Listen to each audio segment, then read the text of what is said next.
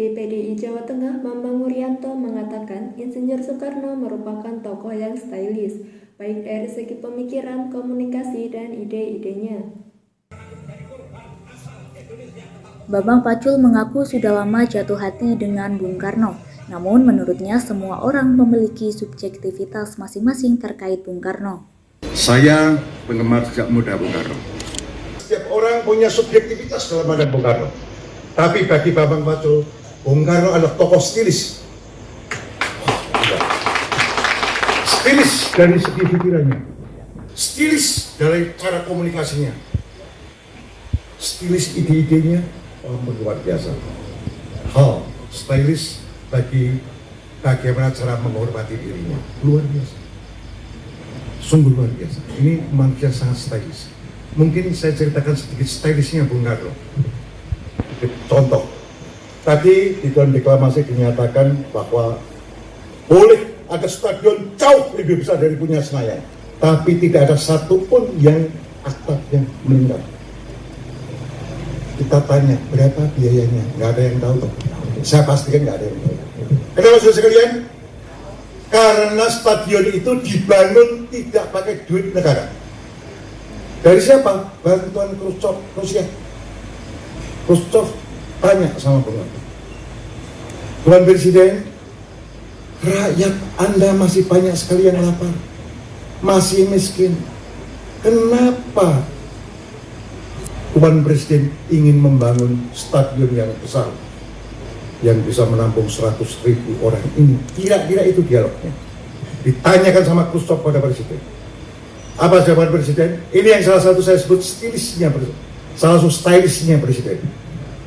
Bung Karno kita ini. Dia bilang, Tuan Khrushchev, jika ada rakyat Rusia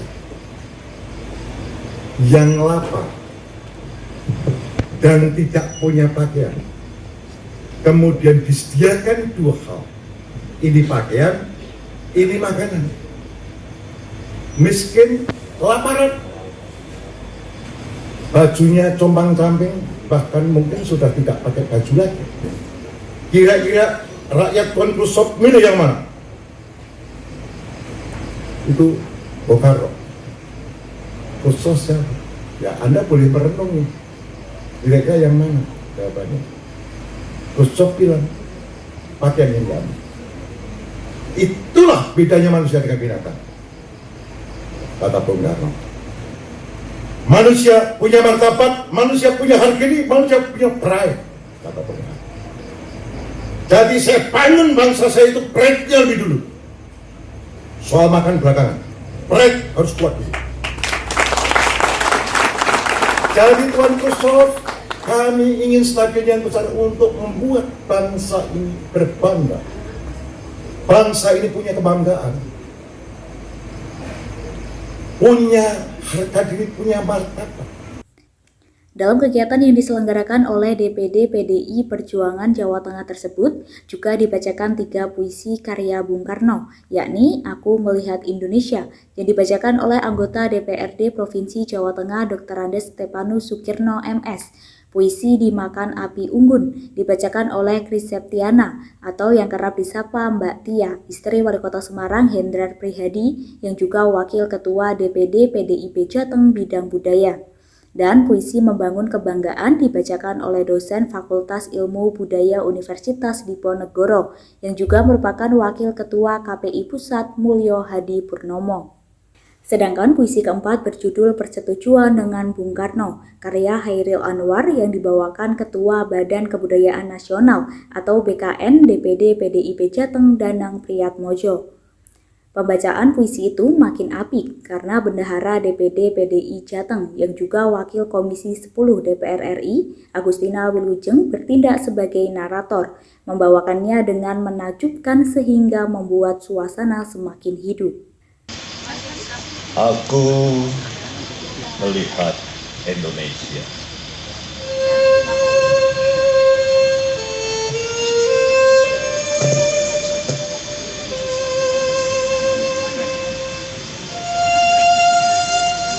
Jikalau aku berdiri di Pantai Meliau, Aku mendengar lautan Hindia bergelora, membanting di pantai liat itu. Aku mendengar lagu Sajak Indonesia. Jikalau aku melihat sawah-sawah yang menguning, menghijau, aku tidak lagi melihat batang-batang padi yang menguning menghijau. Aku melihat Indonesia. Jikalau aku melihat gunung-gunung, Gunung Merapi, Gunung Semeru, Gunung Merbabu, Gunung Tangkuban Perahu, Gunung Gelabat, dan gunung-gunung yang lain, aku melihat Indonesia. Jikalau aku mendengarkan lagu yang merdu dari Batak, bukan lagi lagu Batak yang kudengarkan, tetapi aku mendengarkan Indonesia. Dan jikalau aku mendengarkan Pangkur Palarang, bukan lagi Pangkur Palarang yang kudengarkan, melainkan aku mendengar Indonesia. Jikalau aku mendengarkan lagu Olesio dari Maluku, bukan lagi aku mendengarkan lagu Olesio, aku mendengar Indonesia. Jikalau aku mendengarkan burung perkutut menyanyi di pohon, ditiup angin yang sepoi-sepoi, bukan lagi aku mendengarkan burung perkutut, aku mendengarkan Indonesia. Dan jikalau aku menghirup udara ini, aku tidak lagi menghirup udara, aku menghirup Indonesia.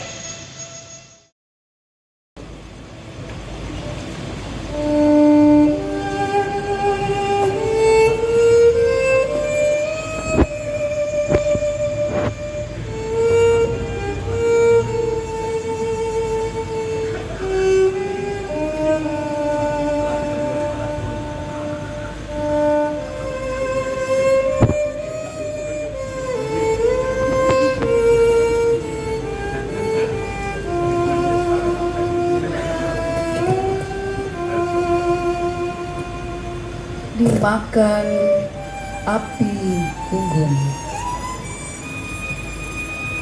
Saya merasa diri saya sebagai sepotong kayu dalam satu gundukan kayu api unggun.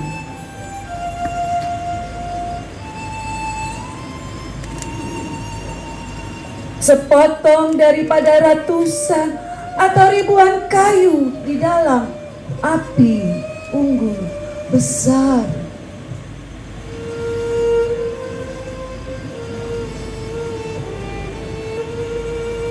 Saya menyumbangkan sedikit kepada nyala api unggun itu.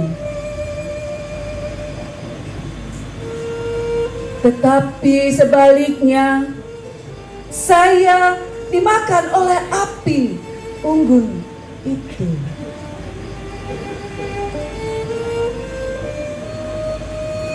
Dimakan apinya api unggun.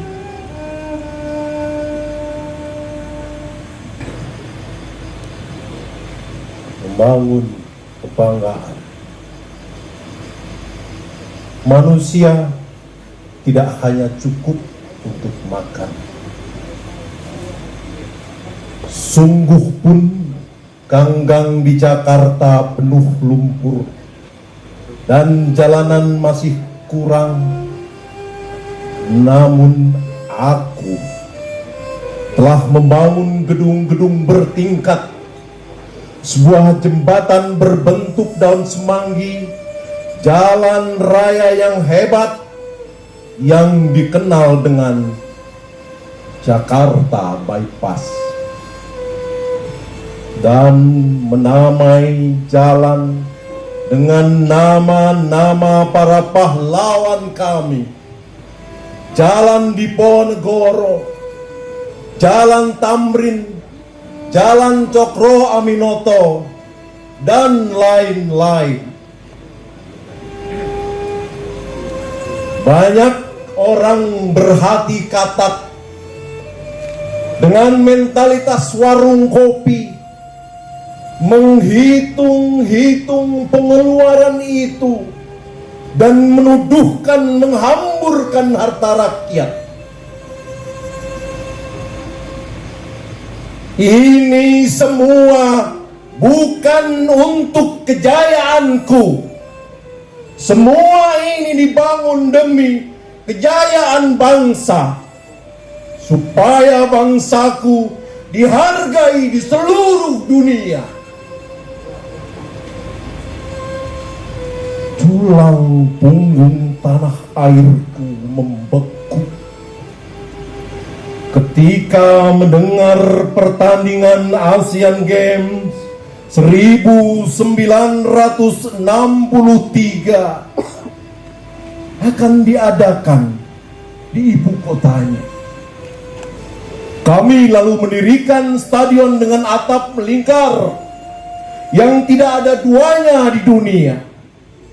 Kota-kota lain mempunyai stadion yang lebih besar, tapi tak satu pun yang mempunyai atap melingkar seperti kepunyaan kami. Ya, memberantas kelaparan memang penting. Akan tetapi memberi makan jiwa yang telah diinjak-injak dengan sesuatu yang dapat membangkitkan kebanggaan mereka, ini juga penting.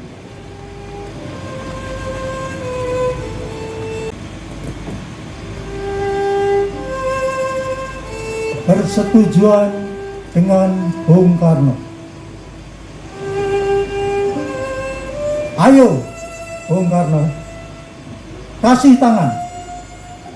Mari kita bikin janji.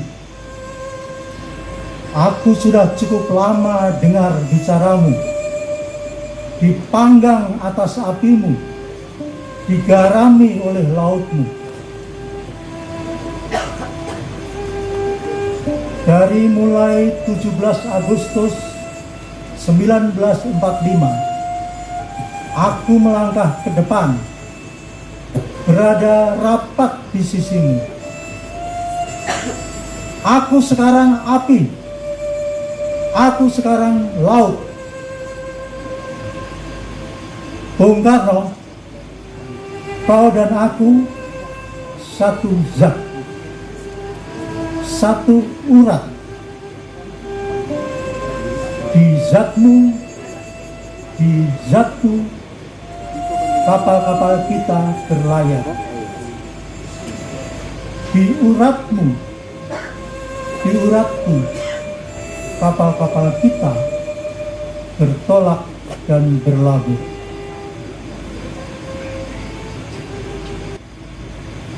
Pada akhirnya kita tahu bahwa kita berhutang terlalu banyak pada Bung Karno. Pada akhirnya kita tahu bahwa kita hidup nikmat dari pengorbanannya.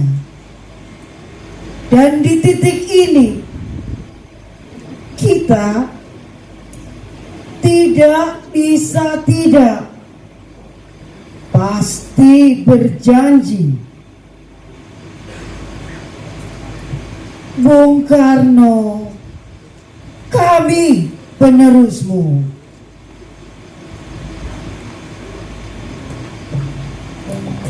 Selain dihadiri Ketua DPD PDIP Jateng Bambang Wuryanto dan Bendahara DPD PDIP Jateng Agustina Wilujeng, juga tampak hadir sejumlah elit DPD PDIP Jateng, diantaranya Sekretaris DPD PDIP Jateng yang juga Ketua DPRD Jateng Bambang Kusrianto, Wakil Bendahara DPD PDIP Jateng dan anggota Komisi 1 DPR Dede Indra Permana, Ketua Komisi B DPRD Jateng Sumanto, Ketua Komisi D DPRD Jawa Tengah Alwin Basri, anggota DPRD Jateng A Baginda Muhammad Mahfud dan Untung Wibowo Sukowati, Wali Kota Semarang Hendrar Prihadi, Wakil Wali Kota Semarang Hefearita Gunaryanti Rahayu, Ketua KPID Jawa Tengah Muhammad Aulia Asyahidin, Ketua ICTI Jawa Tengah Teguh Hadi Praitno, serta seluruh anggota DPRD Jateng dan fraksi PDIP lainnya.